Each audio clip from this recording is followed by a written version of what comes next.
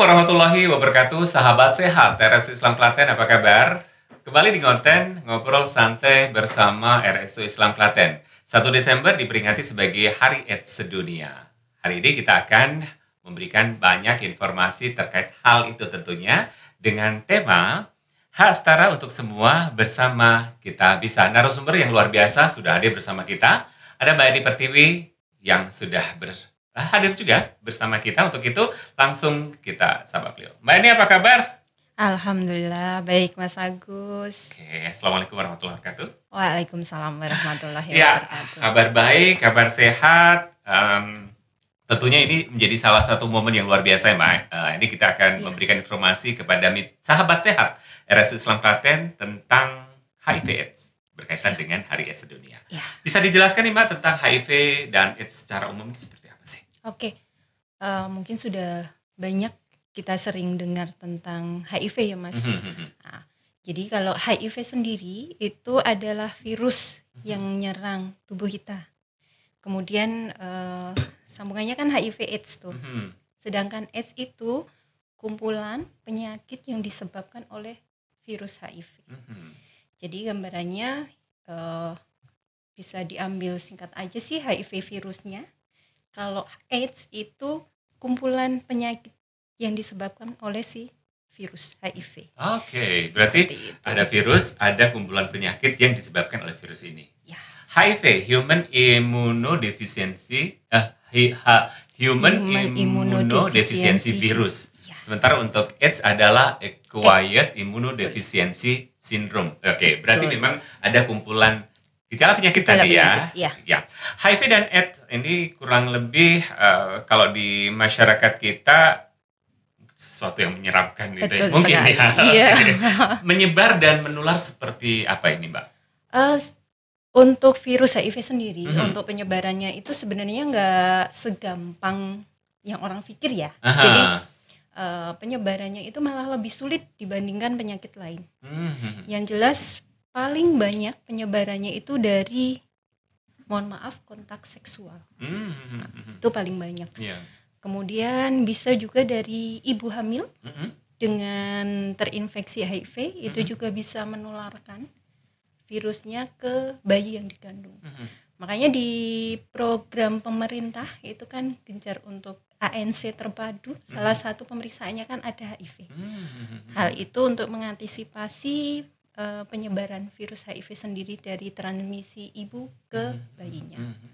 Itu kemudian ada juga dari penggunaan jarum suntik yang bergantian, itu juga akan menularkan untuk virus HIV. Secara garis besarnya seperti itu. Jadi nggak segampang mungkin orang takut ya sama penderita HIV, jadi nggak mau pegang, nggak mau pelukan, deket-deket aja kadang nggak mau nih. Padahal nularnya nggak segampang itu gitu kan. Jadi kenapa kita harus takut gitu? Yang perlu kita pahami emang penularannya itu basicnya apa sih gitu. Jadi prinsip dasarnya virus itu bisa menular ke orang lain itu harus memenuhi 4 kriteria sebenarnya. 4 kriteria. Apa ini, Mbak? Kalau kita singkati ada exit. Jadi ada jalan keluar si virus dari penderita. Kemudian ada jalur untuk jumlah virusnya itu cukup. Kemudian survive itu dia ada kemampuan untuk bertahan di luar.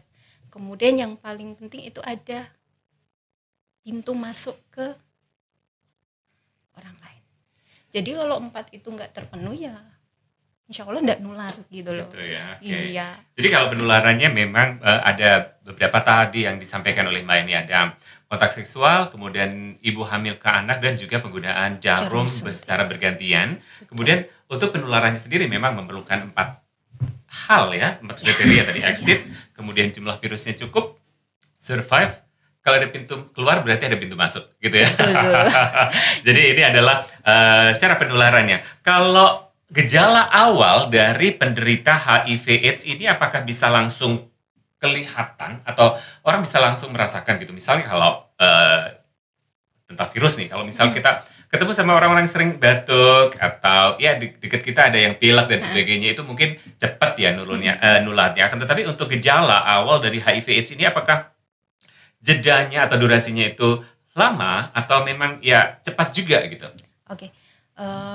Untuk gejala awal memang untuk penderita yang HIV positif awal-awal itu kadang tidak bergejala.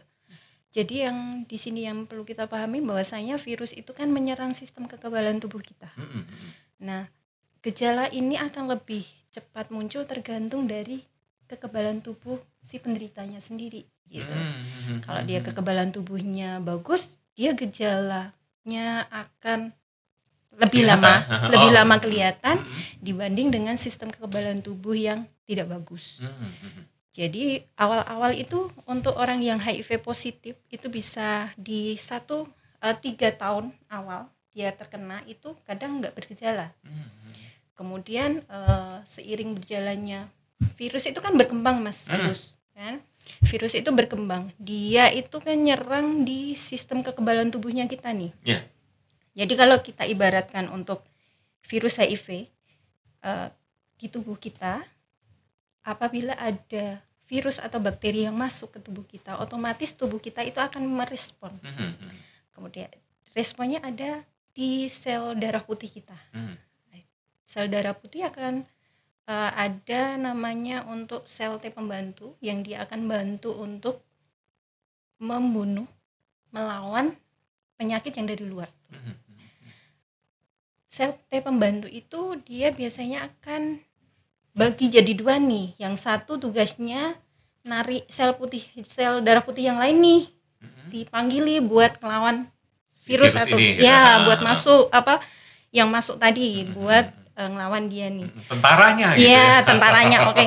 Jadi tentaranya kebagi 2. Tentara satu dia tugasnya nyerang si penyakitnya. Kemudian tentara satunya lagi dia fungsinya kayak untuk rekap nih.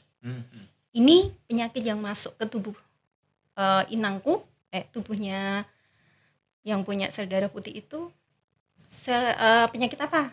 Nah, dia akan dicatat. Dicatat dan itu akan istilahnya diingat yang kalau dalam istilah medis disebutnya antibody.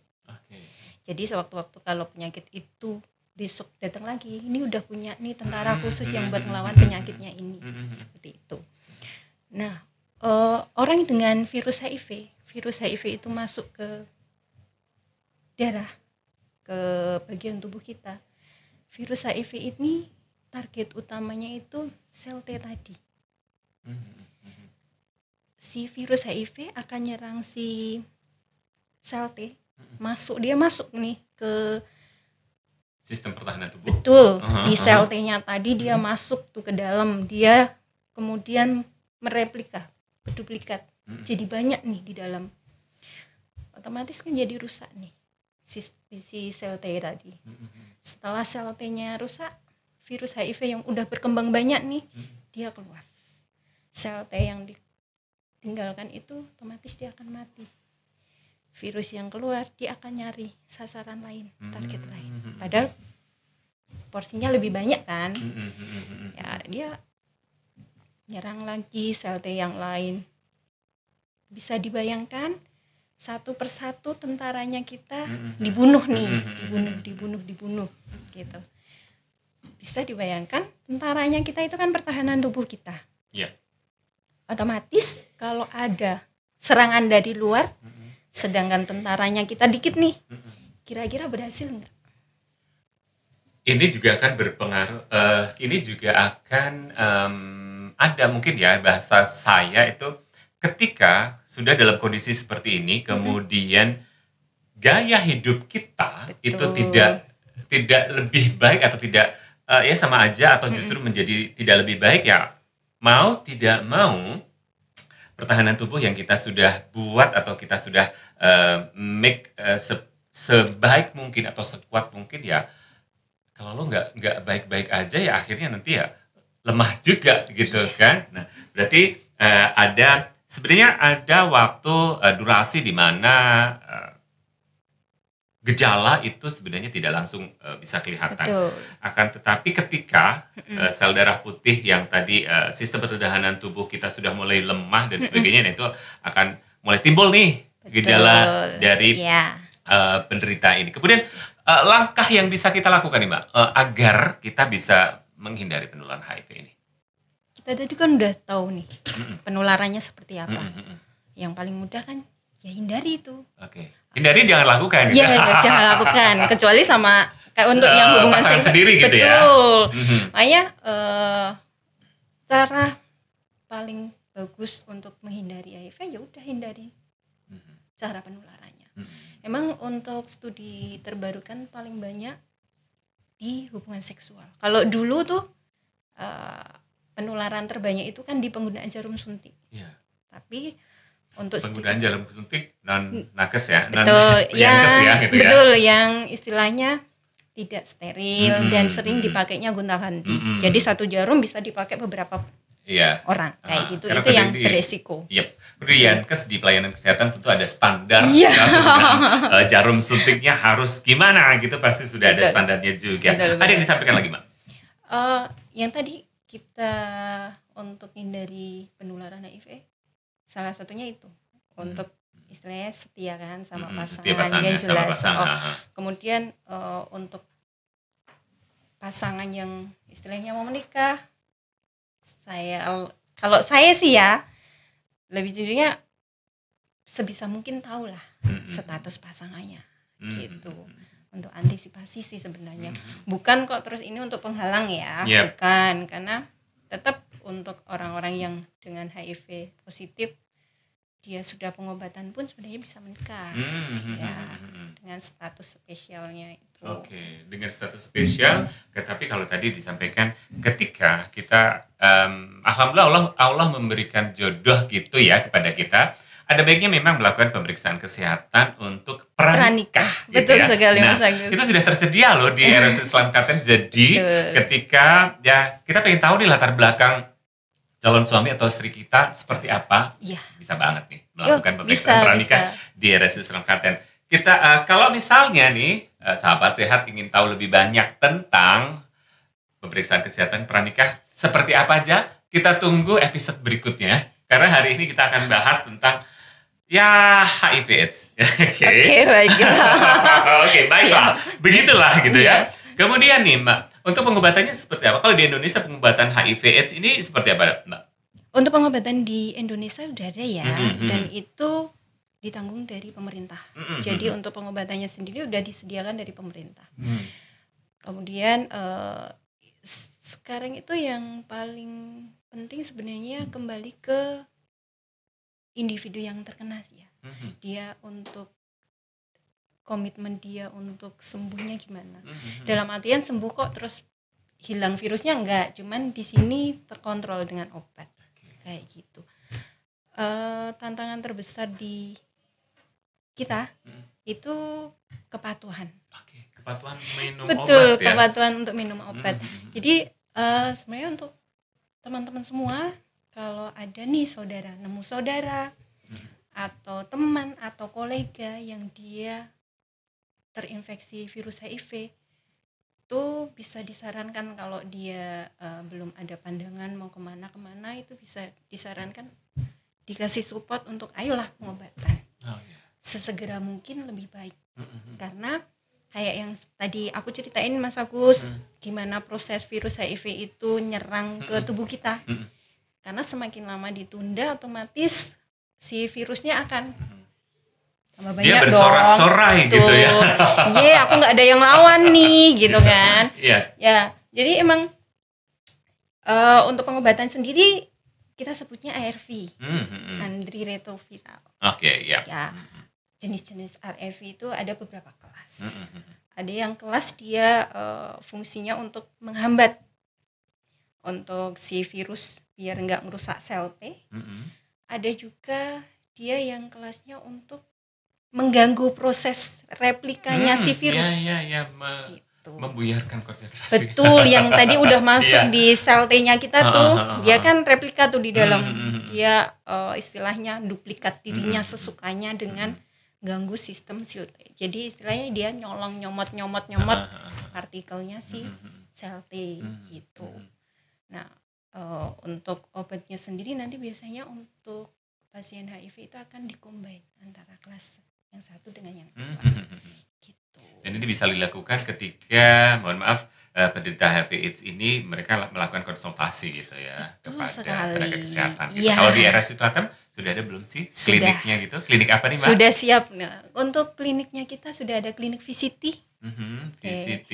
Jabal Hud Di kita Jabal- panggilnya. Oke, klinik VCT Jabal Hud di lantai 2 ya. Lantai 2. Lantai 2 gedung Lama. Betul sekali. Iya. Untuk pelayanan masih di pagi aja, yang sore sementara belum ada. Oke, berarti pelayanan di pagi hari untuk klinik VCT ini. Ke berikutnya nih Mbak Ani. HIV/AIDS ini sebenarnya bisa disembuhkan nggak sih? Kalau tidak, apa yang bisa dilakukan oleh untuk mengelola kondisi pasiennya? Oke. Untuk yang perlu kita pahami bahwasanya pengobatan HIV itu bukan untuk nih ngilangin virusnya sama sekali, enggak. Jadi obat ARV ini fungsinya dia untuk menghambat si virus. Dia menekan si virus agar dia tidak tambah banyak. Dengan diharapkan si virusnya ini tertekan, misalnya kayak di penjara mungkin ya. Si virusnya sudah tertekan, di-lock gitu ya. Betul, di-lock gitu kan. Dengan ARV-nya kita ini diharapkan sel T-nya nggak keganggu. Dia bisa berkembang nih. Nah, dengan sel T-nya itu bertambah banyak, tentaranya tambah banyak, diharapkan sistem kekebalan tubuh penderita itu akan meningkat. Dengan peningkatan kekebalan tubuh, otomatis nggak gampang untuk masuk tuh penyakit. Iya. Exit sama exit kalau itu penularannya. Oh iya. Kalau untuk sudah masuk ya, kalau udah terinfeksi. kena nih, udah keinfeksi nih. Nah, dengan kekebalan tubuh udah bagus nih, bariernya udah bagus, otomatis dia punya kekuatan untuk melawan penyakit. Penyakit yang ya? Enggak, penyakit yang dari luar. Penyerta oportunistik kalau kita sebut di medis ya. Jadi kayak mungkin kayak batuk pilek gitu, kayak virus yang nyerang ke otak kayak gitu kan, dia punya barrier untuk melawan. Karena untuk penderita HIV/AIDS ini ketika dia sudah terserang, sudah sebagai penderita gitu, dia artinya tidak hanya tubuhnya itu dia hanya mengelola tentang bagaimana dia pertahanan tubuhnya menjadi baik, tapi juga dia melawan penyakit-penyakit di luar sana. Betul. Agar ya dia tetap survive gitu ya, tetap bisa. Kan yang bahaya sebenarnya bukan ini virusnya, tapi penyakit yang masuk. Yang di luar itu. Yang di luar itu karena penyakit yang masuk itu kitanya nggak bisa ngelawan nih. Karena ada si virus HIV yang ngerogotin tentaranya kita. Nah, sebenarnya bahayanya di situ untuk HIV itu. Karena nggak tahu virus apa yang masuk. Gitu kan. Yang harusnya kayak mungkin kita batuk pilek aja, nggak pakai obat, istirahat aja sekitar seminggu 2 minggu, dengan istirahat yang cukup, makan yang baik, sembuh sendiri. Akan beda kasusnya sama orang dengan HIV. Karena dia nggak punya tentara buat ngelawan. Justru kemungkinan malah dia virusnya yang batuk pilek nih bisa sesuka hati dia mau kemana gitu kan. Dan memperparah. Gitu. Betul sekali. Tantangan terbesar nih Mbak, sebenarnya kalau bicara tentang HIV/AIDS, kemudian pasien dengan HIV/AIDS yang sudah satu, dia harus menjaga tubuhnya agar tetap sehat melawan virusnya itu, kemudian dia harus juga melawan penyakit-penyakit di luar sana yang mungkin bisa lebih memperparah kondisi si penderita ini. Sebenarnya juga make me sad gitu ya, buat kita tuh bukan kasihan sebenarnya ya, tapi lebih ya kita ikut ya empati gitu ya, prihatin juga dengan kondisi tersebut. Akan tetapi ini adalah salah satu langkah dari kita sebagai pelayanan orang yang bekerja di pelayanan kesehatan, memberikan edukasi dan juga pengobatan terbaik untuk mereka ini seperti apa. Tantangan terbesar sih Mbak kalau perawatan atau pengobatan HIV/AIDS di Indonesia, khususnya di Klaten ini apa sih? Stigma ya yang jelas. Kemudian kesadaran masyarakatnya sendiri ya. Diskriminasi itu masih besar. Tapi emang untuk beberapa tahun ini udah mulai berkurang karena sudah mulai banyak dilakukan sosialisasi. Dulu kan sampai ada kasus istilahnya di salah satu desa di Klaten itu ada yang positif HIV sampai rumahnya mau dibakar kayak gitu kan, orangnya nggak boleh stay di situ, kasihan kan sebenarnya. Padahal nggak harus dengan cara gitu. Kita bisa bantu sebenarnya dengan pendampingan ya, seenggaknya jangan kemudian dijauh. Barbar. Oh iya. Bayangin aja kalau itu ngena ke saudara kita, itu aja sih. Kemudian tantangan yang kedua itu tentang kepatuhan minum obatnya. Karena nggak mudah loh Mas Agus untuk orang-orang survivor HIV dengan ARV. Pengobatan ARV untuk awal-awal itu luar biasa. Kalau bagi saya ya. Karena dan itu seumur hidup ya? Seumur hidup yang jelas. Jadi komitmennya harus benar-benar dia pegang. Iya. Jadi makanya kalau kita motivasi pasien itu kita akan menekankan bahwasanya ini buat Anda sendiri, bukan buat orang lain, enggak, ini buat Anda sendiri. Karena dengan ARV dikonsumsi rutin, otomatis virus HIV-nya akan terkendali. Jadi dia kualitas hidupnya akan lebih baik, dia bisa aktivitas kayak orang normal dan itu nggak kelihatan loh Mas. Itu yang kita kejar gitu. Dan plusnya lagi dengan dia virusnya itu terkan banyak, otomatis penularannya akan menurun. Gitu. Itu yang paling kita harapkan. Ada beberapa pasien yang emang bosen kan minum obatnya nggak kecil-kecil loh, gede-gede. Dan pas awal-awal pengobatan banyak keluhan, apalagi untuk nyari dosis yang tepat kayak gitu.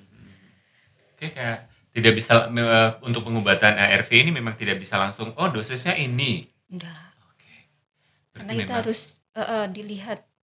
Jadi ada antara pasien satu dengan satunya itu respon tubuhnya kan beda-beda. Ada dengan pasien yang si A dapat terapi A nih, dia oke, nggak ada masalah. Tapi begitu terapi yang A ini diterapkan untuk pasien yang B, ternyata dia ada mual muntah hebat, gitu kan. Ada sampai yang dia kayak ngeliyeng, kayak pusing berat itu. Itu yang biasanya awal-awal akan kita nyari dosis yang terbaik, komposisi yang pas buat pasien itu seperti itu. Ada lagi Mas, stigma dan juga kepatuhan minum obat selain itu?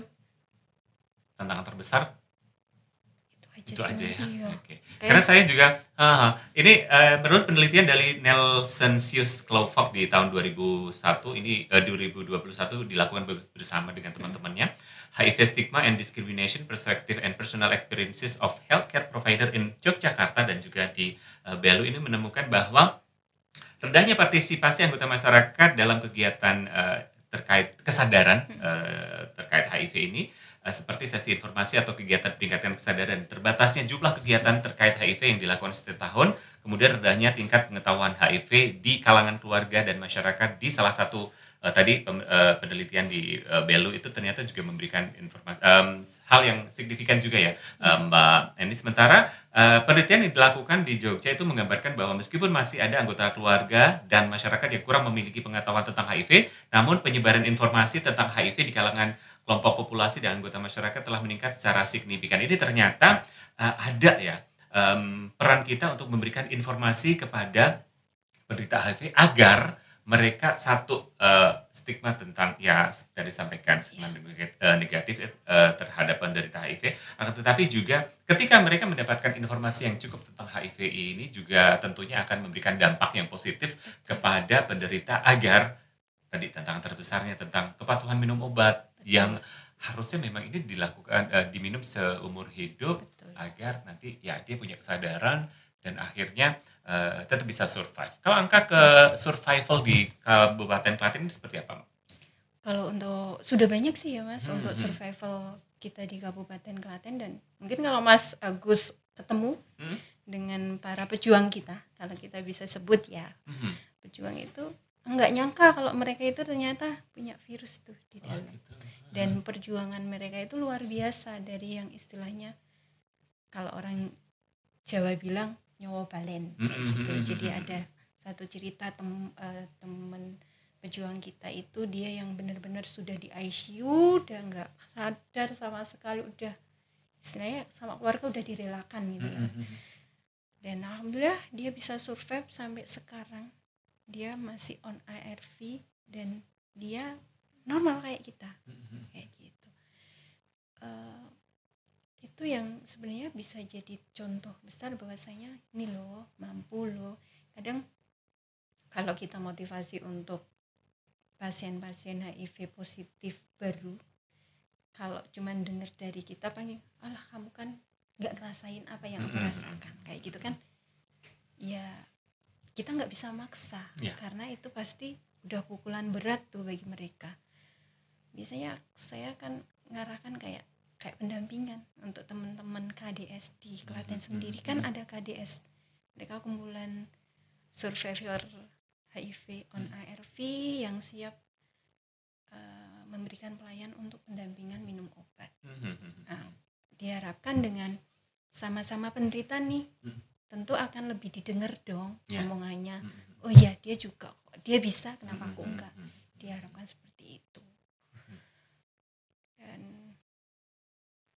kalau di kita nih di RSUD Islam Klaten sebenarnya ada pendampingan, pasti tadi sampaikan sebagai seorang penderita awal nih, baru gitu ya, penderita HIV baru gitu, tentu ada pukulan-pukulan secara psikologis. Ada pendampingan secara psikologis nggak sih Mak kalau kita? Kayak kita biasanya lewat konselor dulu yang akan dampingi. Sebenarnya kalau kita teman-teman konselor, biasanya kita dengarkan dulu di awal, Mas. Nggak bakalan didengar, maksudnya masukan kita apa itu udah biarin dulu dia nerima dulu. Dan biasanya awal gitu kita nggak akan maksa dia untuk langsung pengobatan, enggak. Karena kita tanamkan kesadaran di dirinya dulu. Kalau mau menyesal ya udah terlanjur, mau gimana, gitu kan. Tinggal gimana dia akan memperbaiki dirinya. Kita tuh start dari sekarang agar penyesalan ini tidak berlarut. Betul, gitu ya. Apalagi kalau yang miris sih, kalau dapat yang muda nih, muda belum nikah gitu kan, dia tahu-tahu udah HIV-nya positif kayak gitu, kita yang ikut ngerasain gimana nih mau bilang sama orang tua, kita juga nggak bisa kalau penderitanya belum ada izin kan, kayak gitu. Makanya kita akan motivasi dia, kita tanamkan kesadaran di dirinya buat lanjut ke langkah selanjutnya. Ini buat nih loh, langkahmu masih panjang loh. Jangan, sakitmu ini jangan jadi pemberhenti langkahmu. Langkahmu masih panjang, ayo bisa gitu. Jadi motivasi pendampingan seperti itu penting yang ya, berarti support system dari penderita ini. Dan makanya kenapa di Klaten sendiri kan udah mulai banyak sosialisasi yang dilakukan KPA dengan pihak Pemda Klaten, itu kan sering sosialisasi. Terbaru itu sosialisasi di bulan November kemarin di Pendopo, itu ngerangkul dari Dharma Wanita. Di situ disosialisasikan tentang bahayanya HIV, prosesnya seperti apa yang dilakukan. Apalagi kalau di Dharma Wanita kan ibu-ibu. Diharapkan dengan ada pengetahuan ini, ibu-ibu akan lebih melek, nggak gampang lepas anak gitu loh. Apalagi di Klaten sendiri LGBT-nya makin naik. Oh gitu ya. 2 kali lipat. Itu yang bikin prihatin pihak terkait ya. Makanya sosialisasinya emang benar-benar gencar, di instansi pendidikan pun sering dilakukan sosialisasi, ini loh bahayanya, ini loh. Karena menurut survei pun untuk anak-anak remaja itu mayoritas sudah melakukan hubungan seksual di luar nikah. Itu yang menjadi keprihatinan kita. Yes. Artinya sebenarnya di era saat ini mental health satu, orang mungkin gampang gampang down gitu ya. Tetapi Betul. ternyata dengan adanya media sosial, era digital, mereka gampang sekali mendapatkan informasi. Tapi itu baik atau benar, fake atau hoax, itu harus disaring dulu sehingga Betul. nantinya teman-teman terutama remaja itu bisa jalan dengan benar gitu. Betul sekali, dan itu sebenarnya poin terpentingnya yang ini kan di keluarga ya. Jadi kekuatan keluarga itu emang fondasi paling besar untuk anak-anak remaja ini dalam menghadapi lingkungannya yang untuk saat ini luar biasa, Mas Agus. Jadi anak-anak tidak hanya berteman dengan media sosial, tapi keluarga ini menjadi teman utama ketika ada sesuatu. Betul, jadi kita harapkan orang tua itu ada buat anak nih, nggak anak yang dipegangi. Kebanyakan sekarang anak dipegangi HP. Temannya adalah HP, antisosial. Tuh, kalau dulu kan kita temen mau ngomong apa-apa kan sama orang tua. Sekarang kayaknya peran orang tua itu kayak teralihkan. Sibuk dengan dunianya sendiri. Mbak, ini perbincangan kita makin menarik sebenarnya. Akan tetapi kita harus jeda untuk beberapa pariwara. Sahabat sehat tetap di Ngonten. Kami akan segera kembali selepas jeda berikut ini.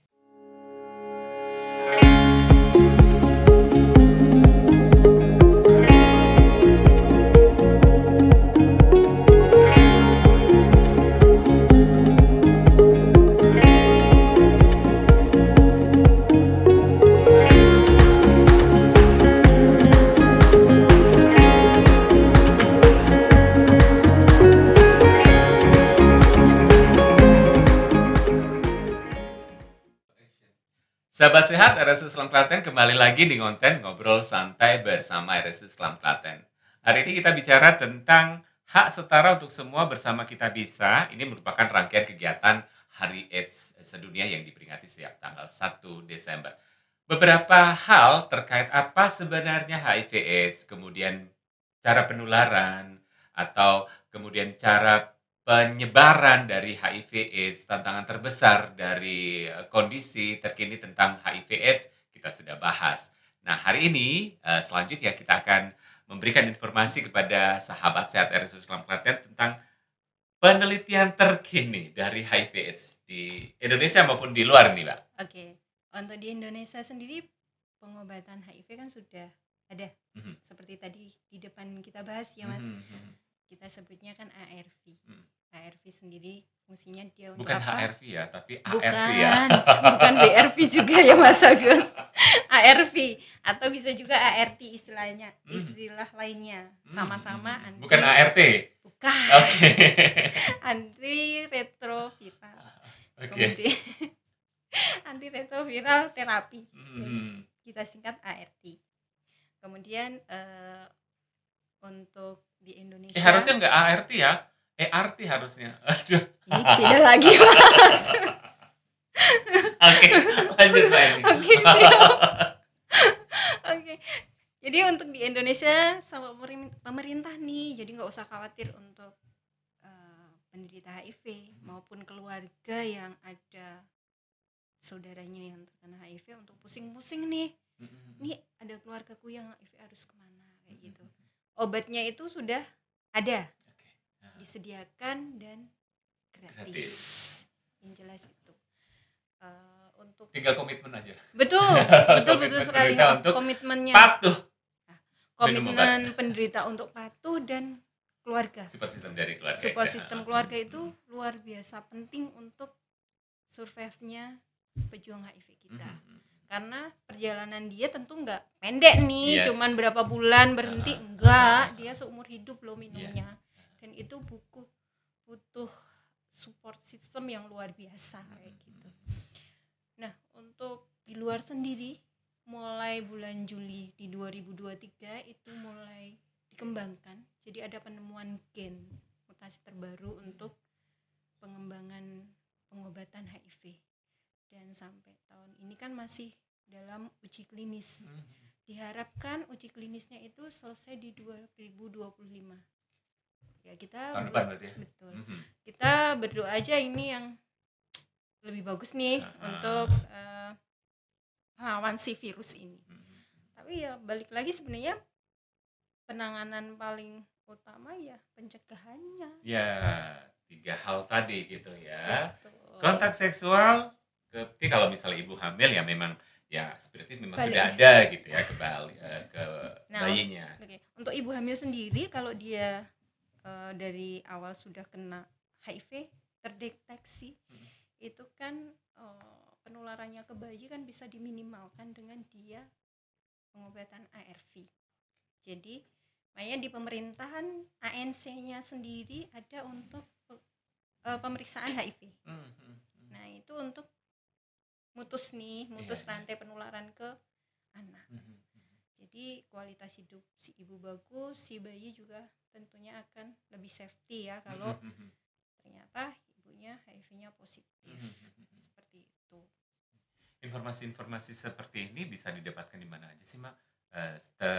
Kalau tadi kita bicara tentang faktornya adalah penularan itu dilakukan bisa terjadi kontak seksual ibu hamil dan juga penggunaan jarum bergantian. Nah, informasi-informasi ini sebenarnya bisa diakses di mana aja? Banyak sih untuk kita akses. Kalau di Klaten sendiri untuk di KPA itu rutin untuk update ilmu-ilmu terbaru tentang HIV, perkembangan HIV di wilayah Klaten itu seperti apa, itu rutin untuk dikeluarkan. Kemudian tinggal klik aja di setiap media sosial tuh banyak.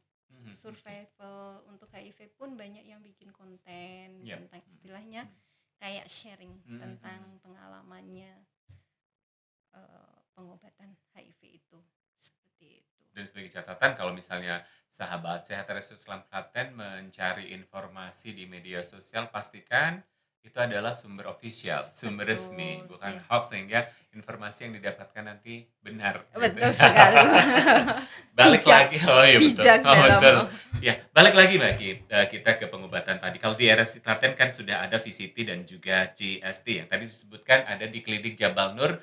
Jabal Uhud. Siap. Jabal Nur rawat inap ya. Betul sekali. Nanti kita ke lantai 4 Mas Agus. Lantai ke-4, dan begitu saya bilang Jabal Nur gitu ada yang aduh apa nih gitu kan. Kita ingatnya kan rawat inap. Di Jabal Uhud lantai 2 gedung lama. Betul sekali. Kalau kita di situ nanti siapa saja sih Mbak yang bisa memberikan satu mungkin insight tentang ya mereka harus survive dengan kondisinya gitu. Siapa aja yang terlibat di situ? Yang jelas dari kita, dari nakesnya sendiri. Kemudian tentunya kita akan minta komit dari pasiennya dan kita akan motivasi untuk support system dari keluarga.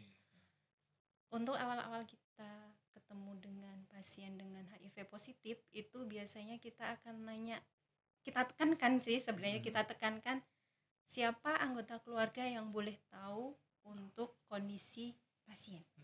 Kita minta karena harus perlu pendampingan. Gitu. Gak mungkin dia jalan sendiri dong, apalagi kalau kebanyakan nih Mas Agus pasien yang kita temukan di rumah sakit tentu kondisinya dalam kondisi yang sehat. Ya, dia tentu penyakit sudah masuk, gejala AIDS-nya udah ada nih, gitu kan. Otomatis dia kalau butuh waktu untuk pengobatan harus ada yang bantu untuk ngawasi. Biasanya kita minta tekanan ada keluarga yang tahu untuk kondisi. Biasanya kita minta yang paling dipercaya. Dan untuk sahabat sehat semua nggak usah khawatir untuk jaminan kerahasiaan. Karena kita akan menjaga privasi. Betul sekali. Gitu ya. Itu yang paling kita jaga. Dan itu menjadi salah satu kode etik kita gitu ya sebagai nakes gitu ya. Betul sekali. Dan kita harapkan dengan kita jaga nih pasien yang ke kita untuk datang pengobatan itu akan lebih nyaman. Kalau dia nyaman untuk proses pengambilan obatnya tentu akan jalan nih. Kita harapkan seperti itu. Dan obatnya untuk di klinik VCT CST ini untuk ARV-nya juga sudah tersedia ya Mbak ya sudah. Di RSUD. Ya sudah, dan gratis, nggak usah khawatir. Ya, 1 gratis, 2 jangan khawatir. Hanya saja yang perlu kita garis bawahi adalah kepatuhan penderita untuk minum obatnya. Betul dan sekali, juga support system dari keluarga. Ya, kita harapkan itu yang paling besar itu support system karena nggak gampang loh Mas nyari support system untuk penderita HIV. Ini Mbak, harapan dan juga pesan di masa depan dalam penanganan HIV/AIDS seperti apa, Mbak? Kalau harapan saya sih di diri saya untuk teman-teman nakes sih stigmanya dong. Iya. Ya, kadang ada banyak curhat dari pasien dengan HIV positif yang sebelumnya dia udah pengobatan, terus ke RS Klaten dia sakit, akhirnya rawat inap, dia nggak open tentang penyakitnya. Salah satunya kenapa dia nggak open karena dia terluka dengan perkataan nakes. Ya, padahal kita itu sebenarnya kan yang harusnya nolong nih, tapi kok kita malah yang kayak bikin ngejudge pasien itu jadi kayak udahlah aku nggak mau berobat, dia aja perlakuannya sama saya seperti itu. Saya harapkan jadi kesadaran teman-teman nakes untuk lebih tidak mendiskriminasikan penderita HIV, karena kita pasti lebih paham untuk penularannya itu seperti apa. Kayak gitu. Yang kedua komitmen kita untuk membantu. Kayak seperti yang dituangkan di keyakinan dasarnya RSU Islam Klaten yang poin kedua sama ketiga. Di mana Allah itu sudah berbuat baik ke kita, maka kita juga harus berbuat baik kan ke orang lain. Kemudian ketiga itu kita harus bersikap sayang, adil, peduli, kasih sayang dengan karena pasien adalah orang yang membutuhkan kita. Betul. Nah, saya harapkan itu tertanam nih di kita. Jadi kita kalau menghadapi pasien dengan kondisi khusus itu kita yang enggak beda perlakuannya kayak gitu, karena mungkin bagi kita itu nggak apa-apa, ternyata bagi penderita itu jadi apa banget. Ya, karena orang dengan HIV positif itu lebih sensitif. Kita merasa itu sebenarnya nggak apa-apa, ternyata bagi dia itu jadi apa-apa. Yes. Luar biasa Mbak Eni perbincangan kita hari ini tentang hak setara untuk semua bersama kita. Bisa ada closing statement mungkin? Ayo gotong royong atasi HIV. Ayo gotong royong mengatasi HIV. Ya, karena untuk mengatasi HIV itu nggak bisa sendiri, Mas. Butuh orang banyak, butuh komitmen orang banyak untuk kita ngatasi HIV. Kalau cuma satu orang, saya yakin nggak berhasil.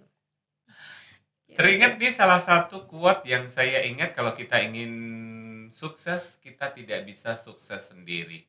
Jadi memang harus bersama-sama, ada prosesnya di sana. Baik Mbak Eni, terima kasih waktunya sudah bersedia hadir di kontennya RSU Islam Klaten, ngobrol santai bersama RSU Islam Klaten, dan juga sahabat sehat RSU Islam Klaten. Terima kasih juga sudah stay di channel kita atau di kanal kita untuk hari ini bahas tentang hak setara untuk semua bersama kita bisa.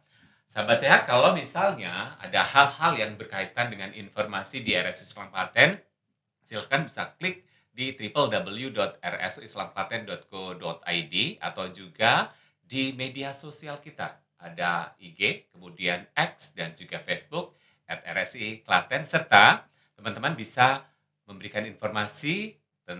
Kalau misalnya ada informasi yang ingin didapatkan melalui WA, bisa banget di 081 5673 3270. Saya Agus pamit.